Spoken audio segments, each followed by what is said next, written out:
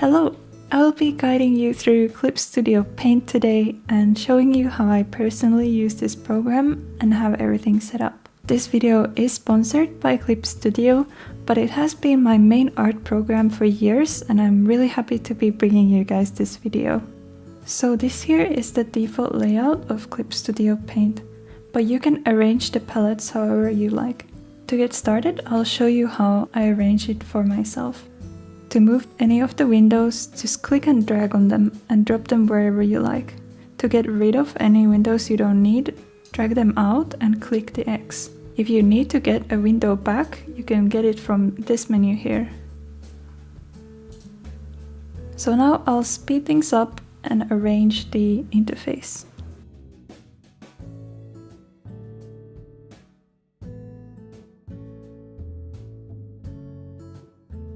So this is roughly how I like to have everything set up. On the left I got the navigator, the tool properties and the subtools.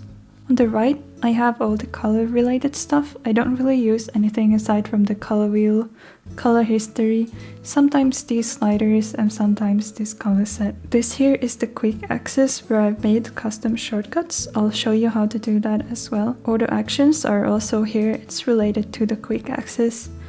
Tools and layer properties are here and layers and history are here.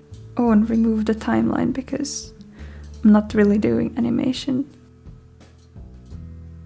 You can save your workspace over in this menu by clicking here on Register Workspace and giving it a name. It's going to show up in this list so you can retrieve your saved layout anytime. It will also save your shortcut settings for you.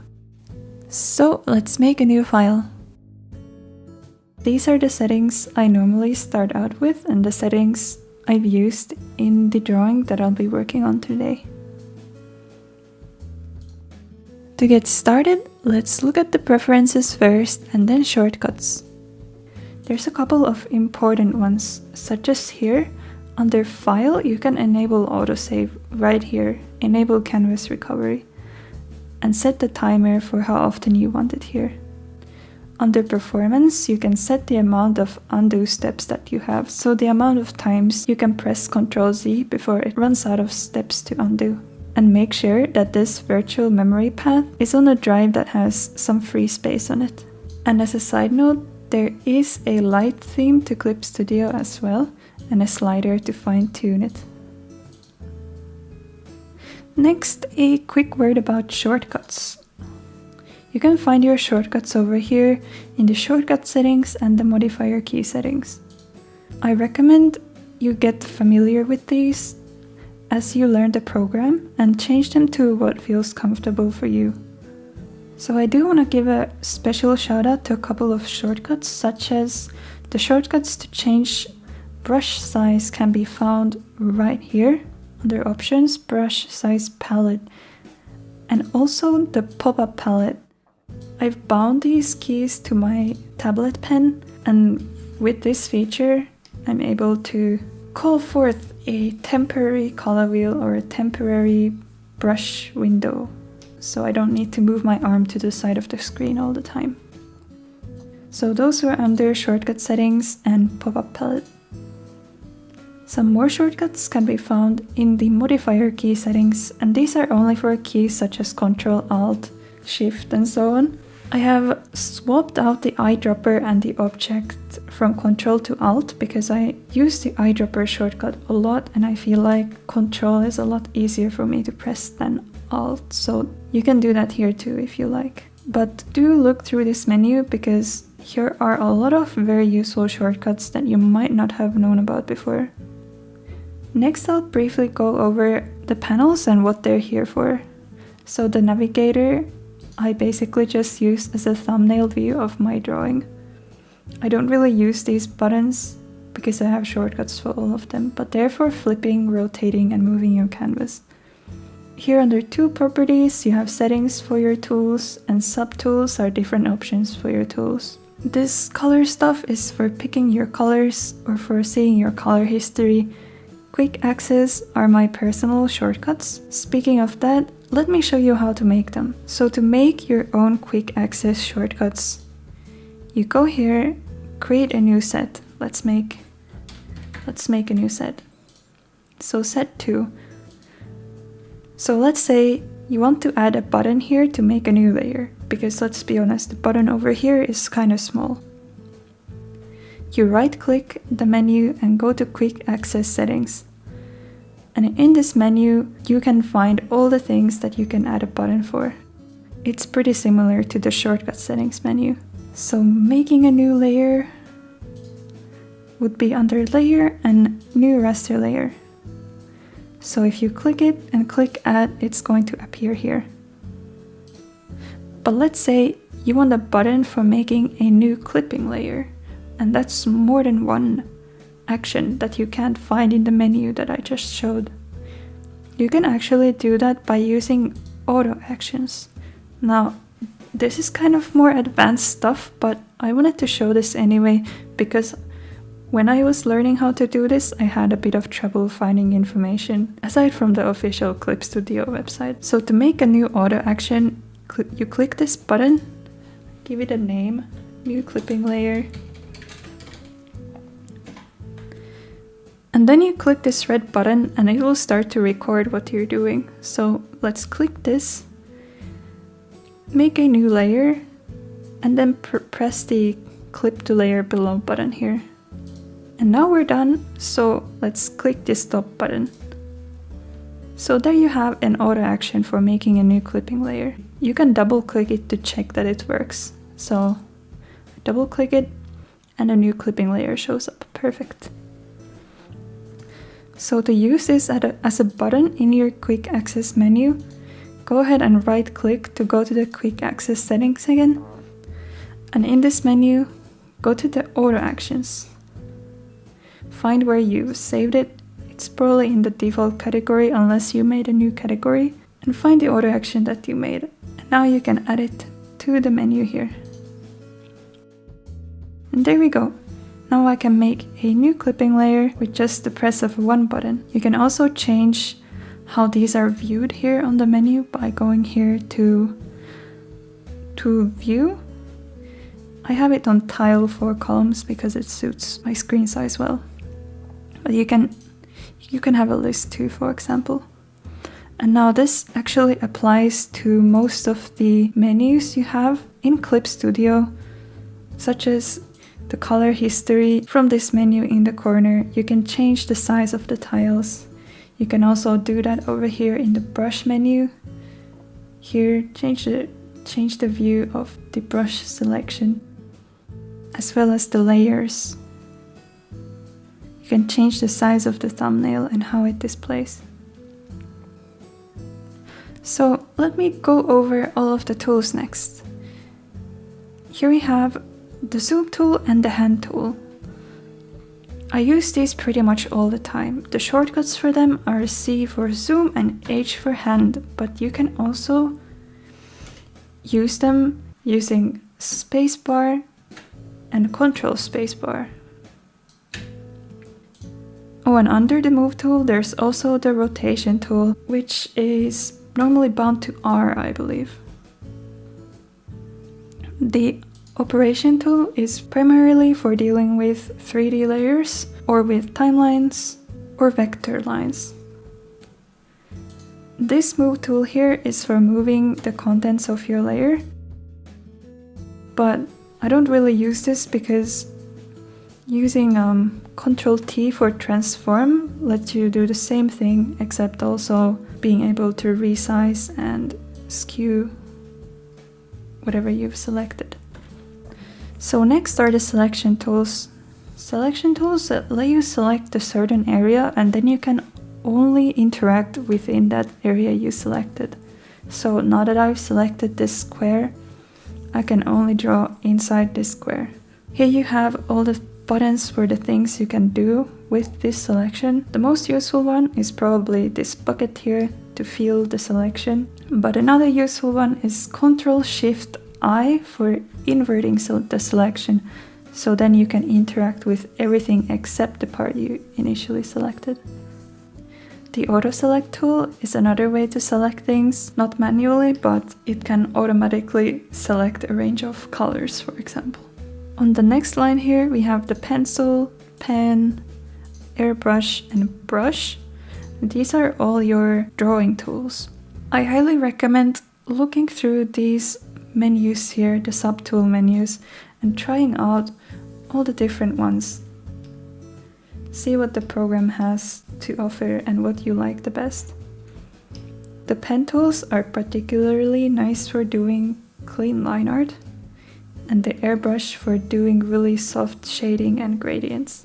The brush tool has some more brushes that have a more traditional feeling.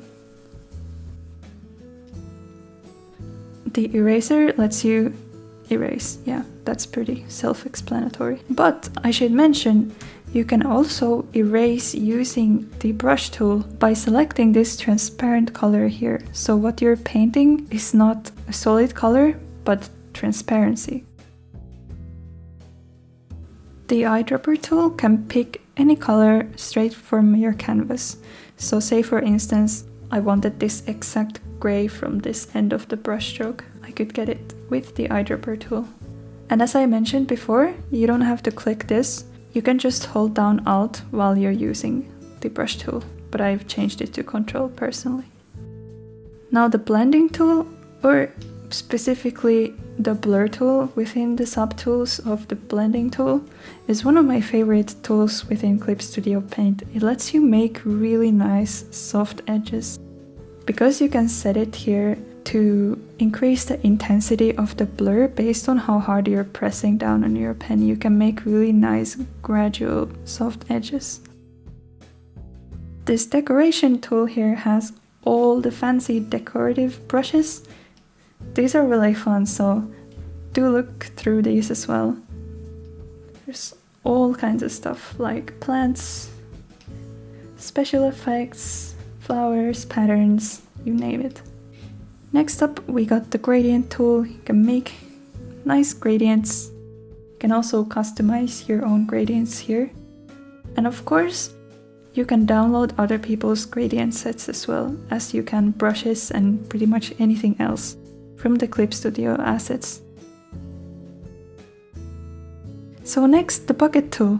That's another one of my favorites, because Clip Studio has a feature that even if your line art has a little gap, you can use the bucket tool and this close gap setting to be able to use the bucket tool even if there are gaps in your line art. So as you can see, with that setting turned on, even though there is a massive gap in this oval here, it doesn't overflow to the entire canvas.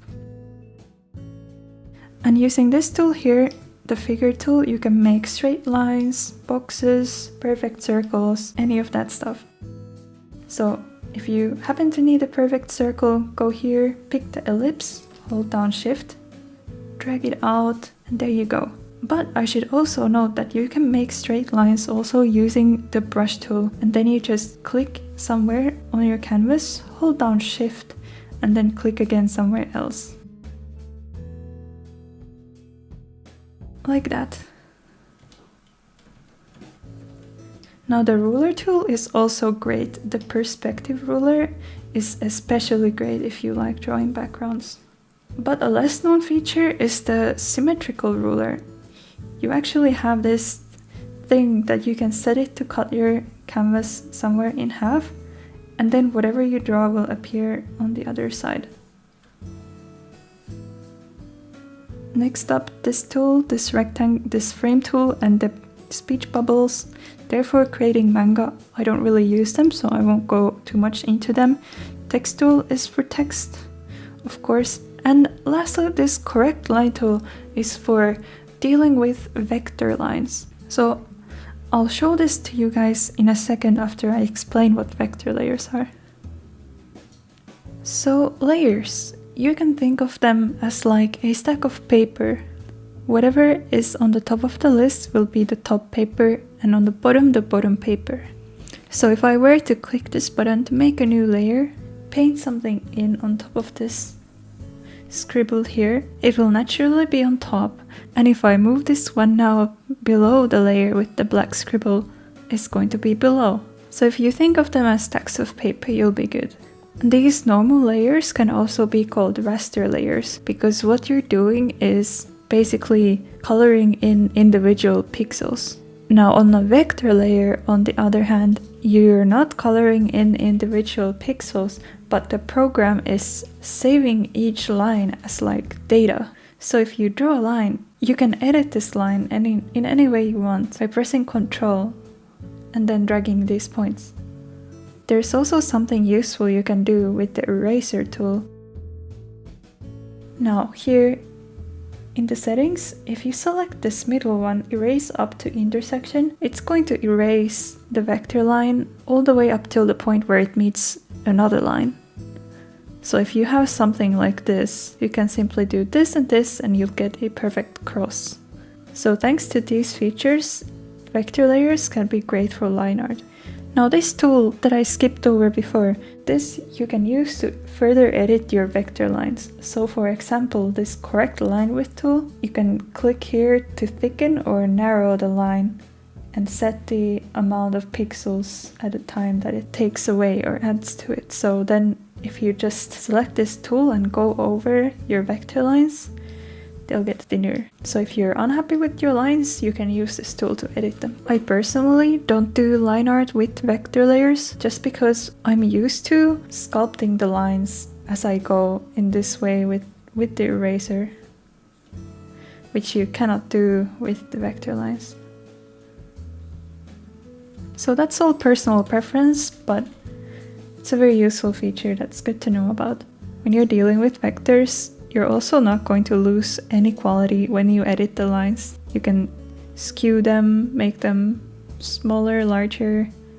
It's not going to change the quality.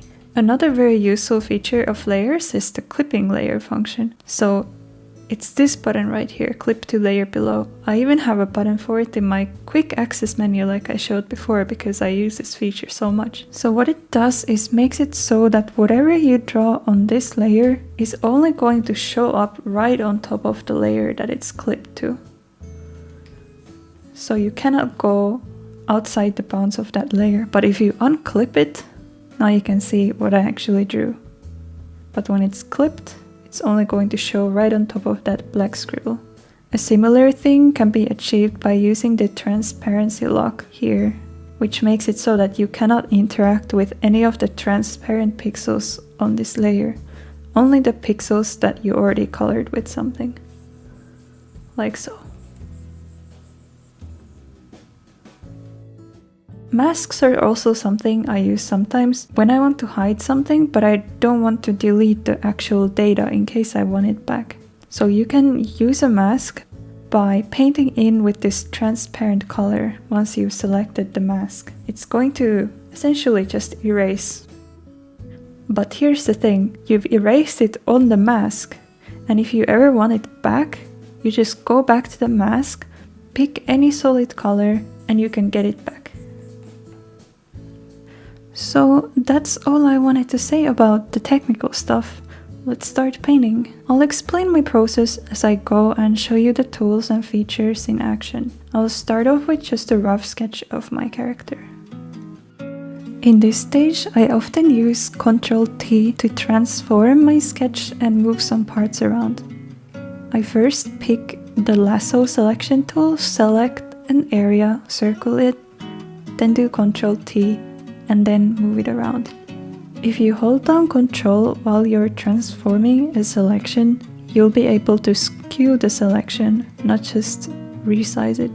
Doing this can make the lines blurry, but it doesn't matter when it's just a rough sketch. Make sure to also flip your canvas occasionally so that you'll be able to spot out the things you need to fix in your rough sketch.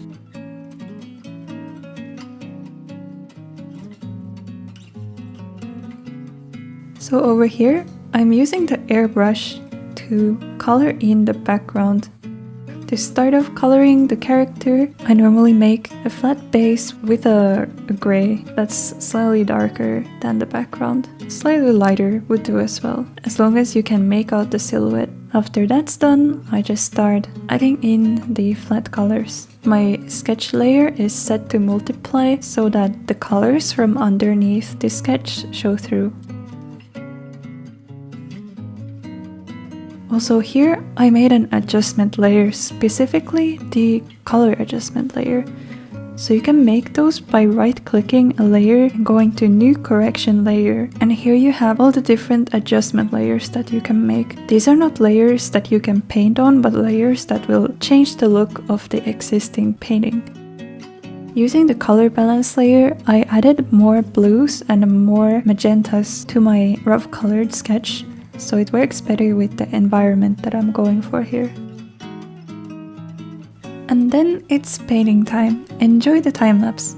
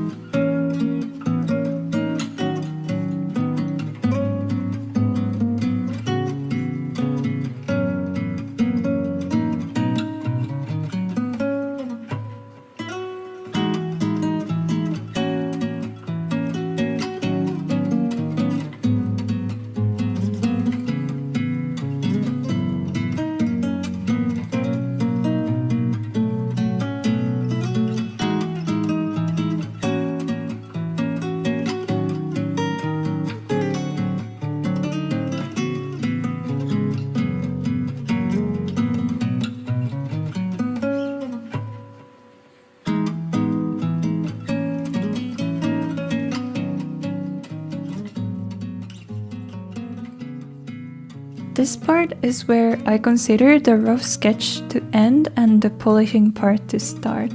I make a mask on the sketch lines layer and use the airbrush to softly fade out some parts that I felt were too strong. Then I just merged the entire character, so the lines and the colors, into one layer and started working on top of that.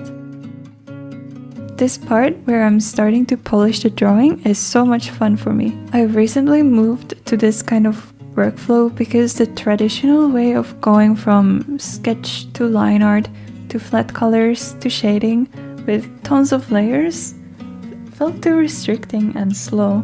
This method is more difficult because you're basically doing everything at the same time, but I find it a lot more fun.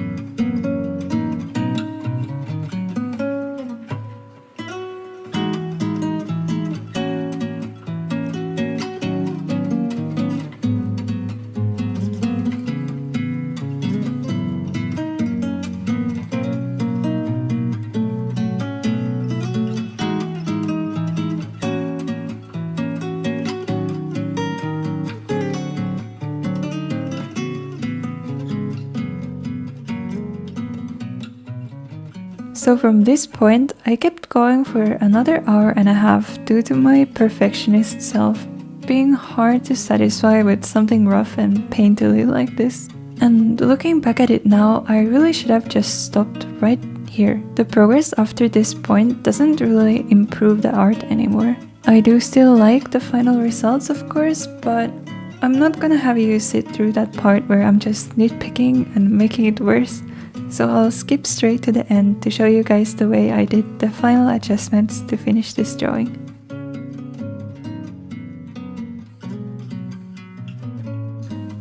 So here we are at the finished drawing. Let me explain all these layers that have appeared here. These are mostly adjustment layers. Whenever I'm done rendering the character, I usually pile these on to fine-tune the finished look of the drawing. I mentioned it before, but you can make adjustment layers by right-clicking on a layer, going to New Correction Layer, and then picking the one you want from this menu. So the first one I have here is a tone curve. With the tone curve, you can specifically increase or decrease specific parts of your drawing's values. So like the ones closer to 0 are the darker tones, and the ones up here are the lighter tones of your drawing. So I've just made the dark parts a little darker to create more contrast in the drawing, as you can see. The next one is a gradient map. I like to use gradient maps sometimes to unify the colors a bit more. So these are some gradients that I've downloaded from the Clip Studio assets page, and yeah, I just try some random gradients most of the time and then go through these until I find one that looks nice or interesting, and then decrease the opacity of that layer so the effect is not as strong. So what I've done after these two layers is flattened the entire drawing onto one layer, because I wanted to use blur tool selectively on the entire drawing. And I've also used the mesh transformation tool to tweak some parts of the drawing a bit. If I felt like anything was out of place, I would fix it with that. So the way you do that is go here to Edit, to Transform, and Mesh Transformation. Then you get this grid, and you probably want to increase the amount of these squares that you can drag. So here from the tool properties, I put the maximum amount of vertical and horizontal points. And then using this, you can drag any of the points to move your drawing around. I have a shortcut for it in my quick access menu, because it's a lot easier to just click this button here than to find it in the menu every time. Here is just my signature, and next, this lighten layer is just here to make things lighter, as the name implies. It's a bit hard to explain, so I'll just show you. So let's make a new lighten layer and turn the old one off. So I'm gonna pick this magenta color from next to the jaw, and as you can see, it's only painting in this color on top of the colors that are darker. So it's not affecting any colors that are lighter than the one I picked. And then lastly, I've added another tone curve to make everything just a little brighter. I also tried to add some grain, and the way you add grain is make a new layer, go here to Filter, Render, and Perlin Noise. Then you tweak these to be however you want, click OK, and put this on Overlay, and then reduce the opacity. And that makes for a pretty decent grain filter. So I tried that, but in the end I didn't really like the look of it, so I decided to just disable it. And that's basically that for this drawing. Thank you for watching my tutorial. If there's any videos you'd like me to make, let me know in the comments. I hope you have a great day and have fun creating art.